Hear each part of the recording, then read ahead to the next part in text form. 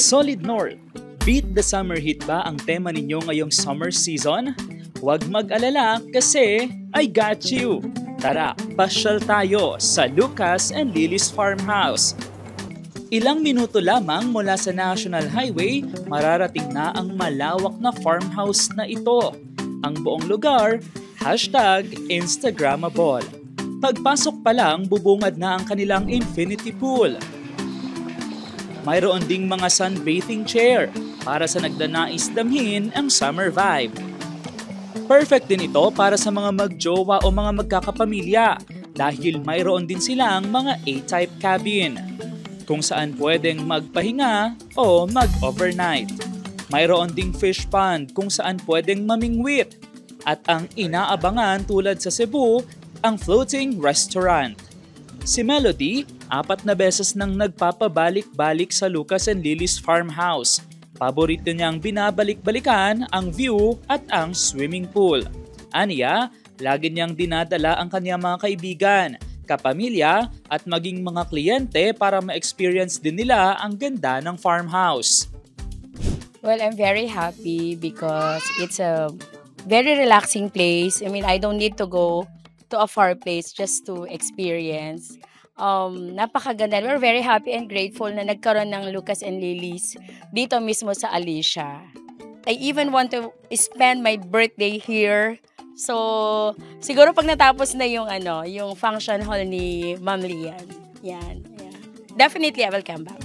Ang malaparaisong pasyalan na ito, bunga ng imahinasyon ng asawa ni Lian. Inspirasyon dito ang iba't ibang mga lugar na napasyalan na nila bilang mag-asawa.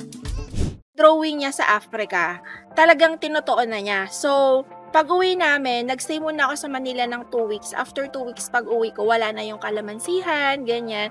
So, na siya, kumbaga, dinedevelop na niya talaga yung land.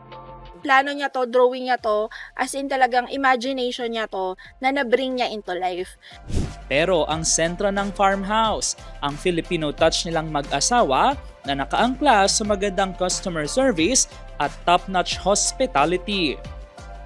Nung pinut up ko tong resort na to, sabi ko, it's not enough na maganda lang yung resort namin, na maganda lang yung cabin. I wanna make sure na I would bring the best hospitality and experience kasi yun talaga yung yung mission namin. So kung gusto mo magpahinga, magbakasyon, medyo na-stress ka sa work, I think this is the best place. Hindi siya maingay, mafe-feel mo talaga yung nature.